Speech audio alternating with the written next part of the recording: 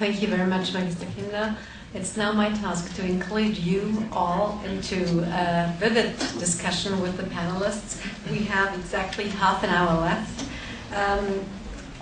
Again, there is no free lunch, as we all call it. And just to sum up, I'd like to quote Milton Friedman: "To do good with other people's money is a dictum which has two defects. First, money will be stolen from the owner.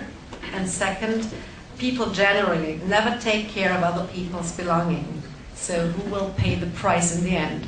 And I think all of our speakers here on the podium made a real good quote on how or who will pay the price. And I would like to ask you now to address questions to the panelists. Please introduce yourself and tell me always who you want to address the question to. Sir. Yes. Do we have a mic in the... I don't know if it works. I'm not responsible for that. Yes. Okay, it's work. My name is Božga and I am from Slovak Association for Knowledge Society. And I have one question maybe for all panelists. And this question concerns values. How can we fight for values in a society if society is based on two unmoral status? First one, robbery, because taxation is robbery. And second one, parasitism, because a large group of people in society live from this money which are robbed. Okay. Thank you very much. So actually you put the role of the state into question, and I may address this question immediately to the panel after having taken two more questions. Are there other questions? Yes, sir. Can we have the mic over there, please? To make it easier for you, I proceed 3 questions always, and then I go back to the panel. Thanks. Thank you very much, all panelists. My name is Pavel Demeš, working for German Marshall Fund here in Bratislava. I would like to use opportunity, since we have mixture of economists and theologians who address the topic. If you could give us some example in which country interplay between church leaders and economists could be looked at, or some examples, even not in country but some, where overcoming crises which we are facing show some signs of hope. And answers could be given both by theologians and not theologians. Thanks. Thank you very much. A third question, please, from the audience. Yes, sir.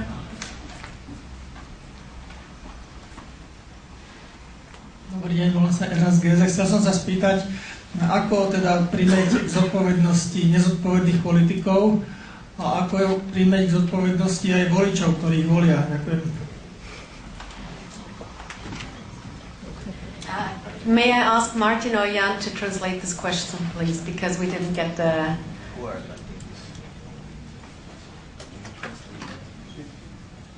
The question is how we make irresponsible politicians and irresponsible voters to be more responsible.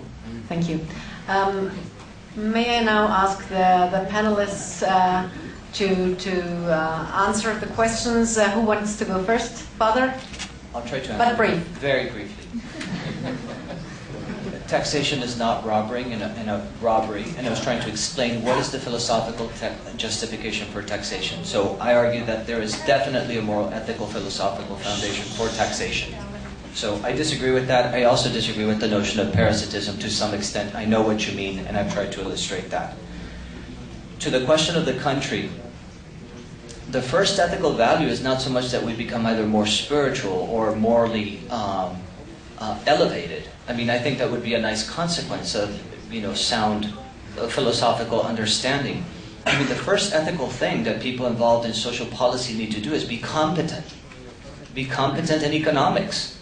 I mean, I'm not asking for anything more except competent economics. If they do that, we will be much better.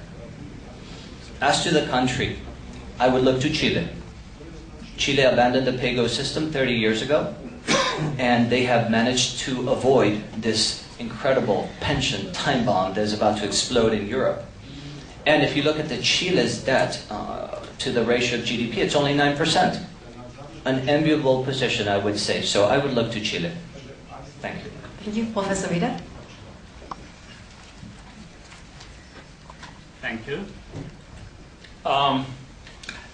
Let me start with the first question, which I think is more of a statement than of a question. But I think it's by and large a meaningful statement. I would agree with you that taxation is more or less robbery if taxation is used to finance private goods rather than public goods. And if I look, for example, to the state of Germany, where I come from, and which is usually not considered one of the worst governed countries in Europe, then it's clear that most of our taxes go into financing the provision of private goods. Only a minority of our expenses can be justified by procuring public goods. So I would agree with you that at least most of taxation in Germany and in most other European countries is not distinguishable from robbery. I think collective goods is a more difficult topic, and it's impossible to answer that in less than half an hour, and I'm sure Barbara would not appreciate me taking that. Parasitism, I think, is a natural result which you get if the state is in the business of procuring and redistributing private goods. So I would accept your diagnosis, but I would add, essentially, government is guilty of parasitism in our societies. Government has produced it. Let me take the time to go to two other questions. One was asking for hope. And here, I think, hope, in a way, is possible only if we have courageous politicians. And they are extremely rare. Let me give you three names, two out of Western countries. All of us know the names of Reagan and Thatcher. And I think most of us appreciate what they did. If I look currently to Sarkozy or Merkel, I think they are big, big disappointments. But the greatest achievements, I think, in the history of the 20th century go to an ex-communist, to Deng Xiaoping, who really achieved what I would call creeping capitalism in the most populous country of the world. But in all cases, it takes a lot of courage. And Deng Xiaoping and his family suffered enormously. His eldest son, for example, a nuclear physicist, was contaminated by the Red Guards and thrown out of the window. So it takes courage to try to improve the world. The final question concerned voters, and here there is a public choice answer. All of us are rationally ignorant. I come from a country with about 80 million people, about 50 million voters. And if I think of the impact of my own vote, there is simply no reason for me to think hard about politics and what would be a reasonable course of politics. For some strange reason, which I cannot justify, I happen to be more interested in politics than in football. But most of my compatriots are different from me, and they are ignorant. But as a thinking person, I have to admit they are rationally ignorant. But if all of us are rationally ignorant, we are ruled by the Merkels and the Sarkozys, and we suffer the consequences. Thank you. Thank you. Thank you. I want to speak briefly to some of these questions, particularly the role of the state. It would, and I'll speak from our American experience. Before progressivism in the 20th century, and now America's sort of experiment with socialism, there was a safety net. People were cared for. The evils were addressed. Social reforms were made. And they were made because America had a vibrant civil society. It had voluntary associations, organizations, churches, businesses that were healthy and vital, and they mediated between the individual and the state.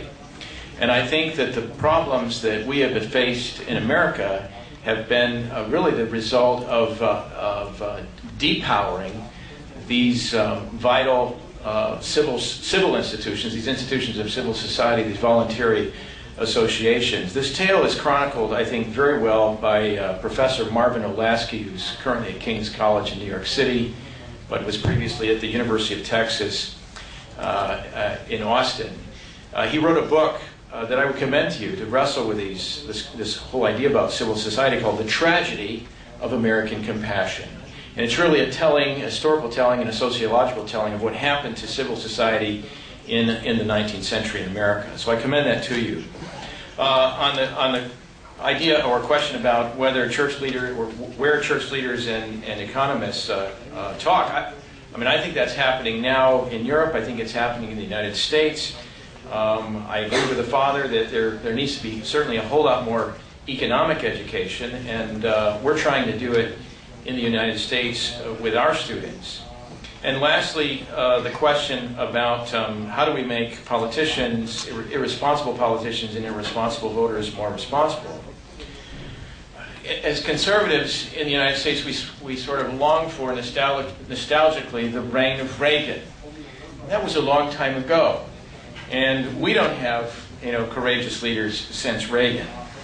It would seem to me, and conservatives, we've spent millions upon millions of dollars combating bad legislation with not very good success. We've spent millions and millions of dollars combating bad policies with litigation.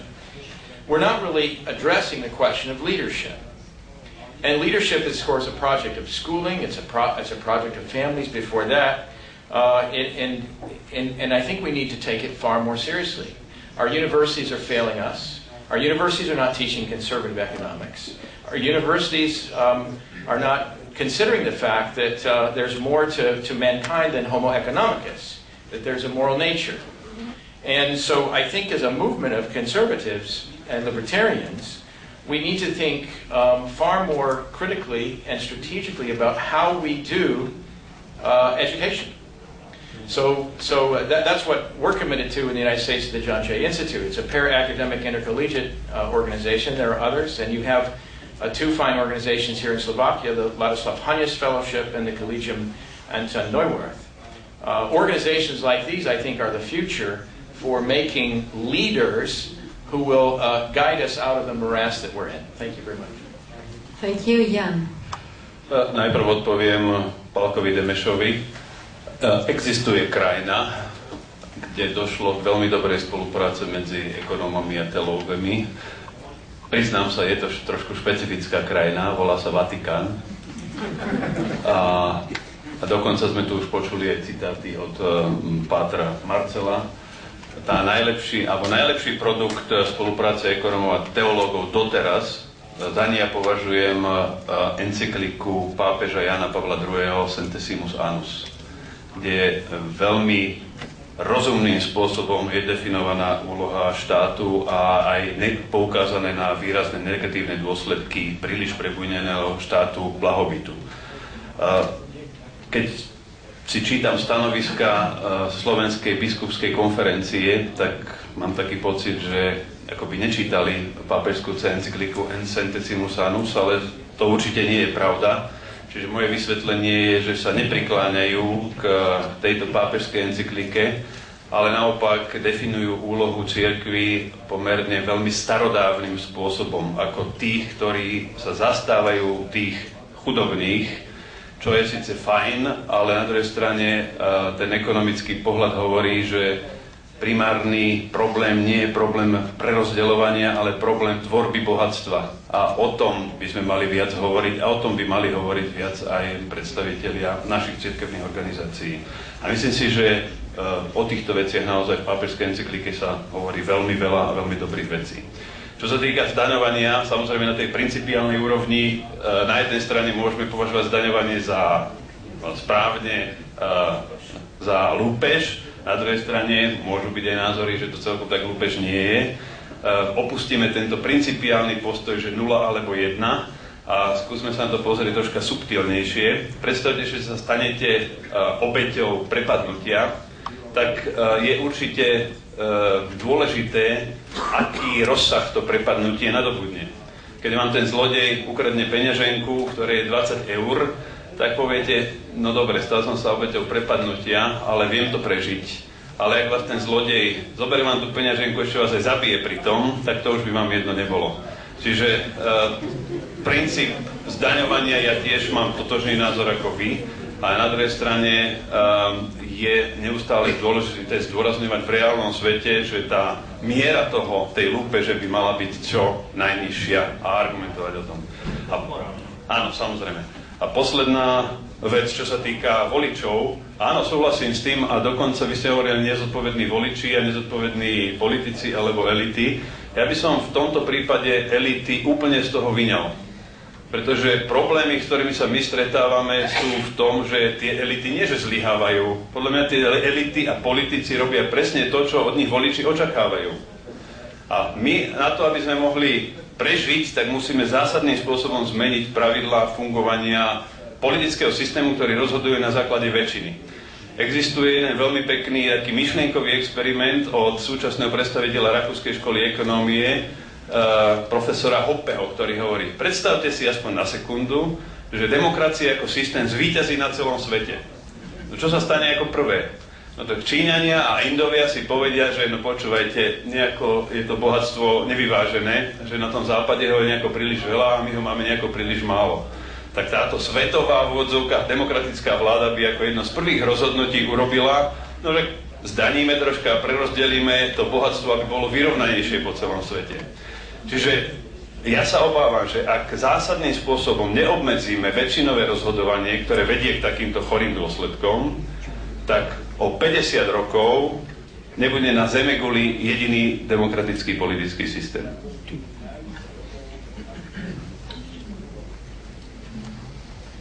Ja by som nadviazal na Jana a rád by som zdôraznil, že v súčasnosti sa mi zdá ako jediná schodná cesta, alebo cesta, po ktorej nemôžeme neísť, ak chceme meniť systém, a to je cesta vzdelávania a formácie nastupujúcej generácie.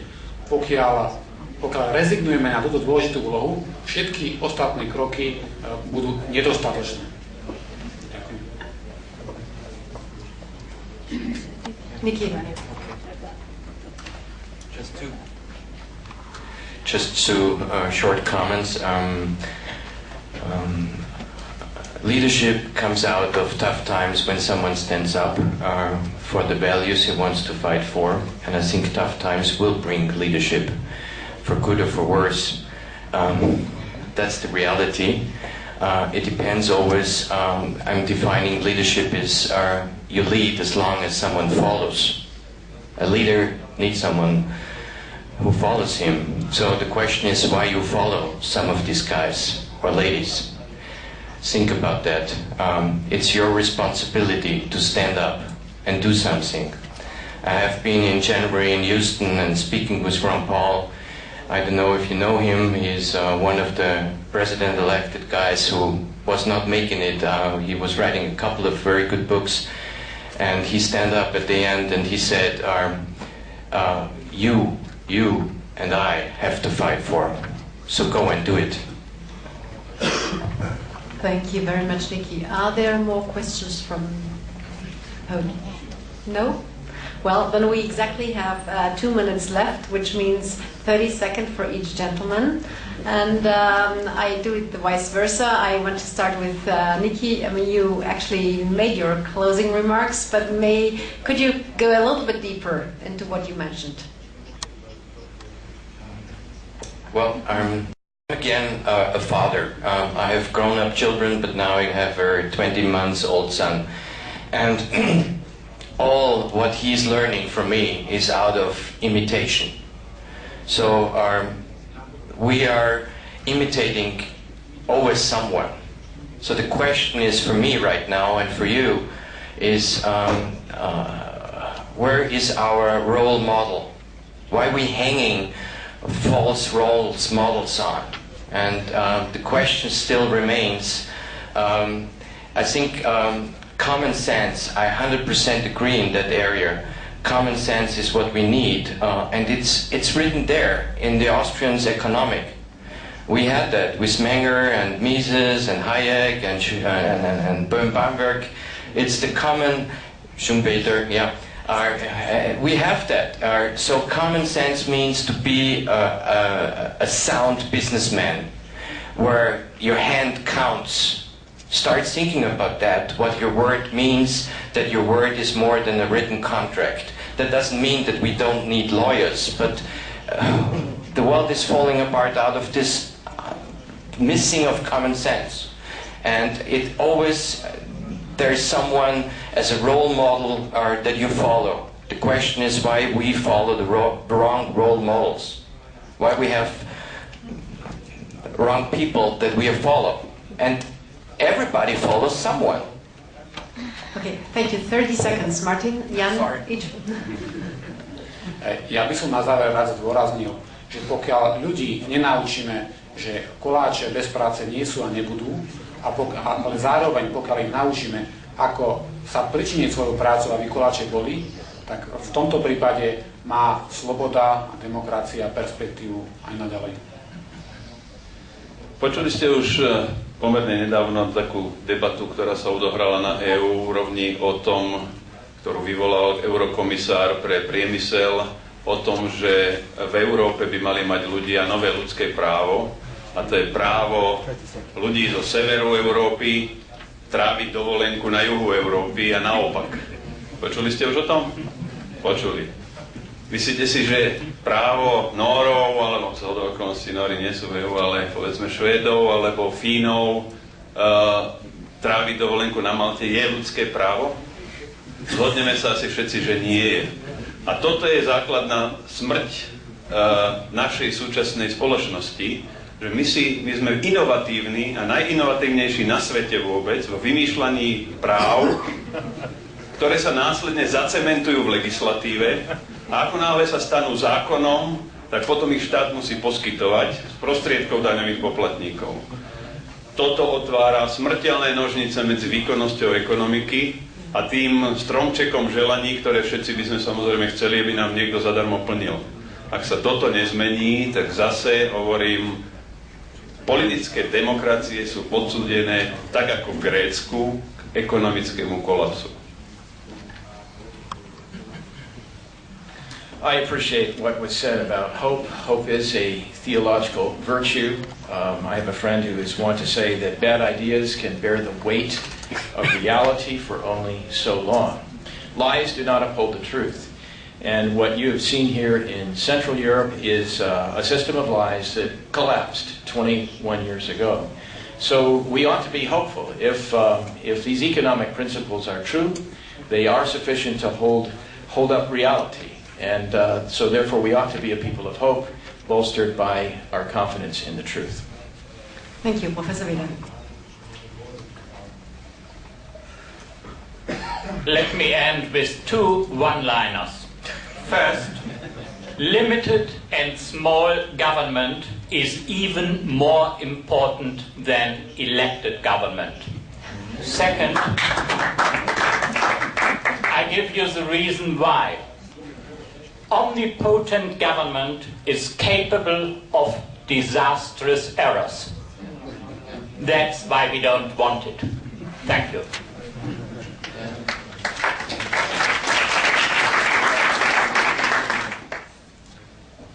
I will close just by saying that I have never quoted a papal document when I've been speaking about economics for years until today. And the only reason for that is because it is clear to me that politicians on both sides are manipulating church doctrine in order to gain votes. So, I will say, as I've said many times, even in Slovakia, socialism is completely incompatible with Christianity. And I have argued strenuously and why this is. The second thing, there is no third way. We ought to do away with the myth of the third way, which even John Paul II in Centesimus Annus says, church social doctrine is not a third way. I remind you that the Khmer party used to be called the Third Way. Its original name was the Third Way. So you have to see how they're using these euphemisms to try to make you feel good about yourself while increasing their power. And the last thing I would say is opposition parties need to get serious. Cease to be afraid of the socialist rhetoric and the bullying of the socialists, and get out there and really defend free market principles, because this is important not only for economic freedom, but for political freedom and cultural freedom of your nation. Thank you. Thank you very much. Thank you very much, Father Marcel. I knew why I only said 30 seconds to each gentleman. Usually ladies are supposed to speak longer, but the gentleman did. It's time for a break now until 3 o'clock, but the most important thing is we need to create wealth again and not destroy it, and we will discuss this in the next panel as well. And thank you to the audience who has been very patient and interesting, and thank you to the distinguished podium. Thank you.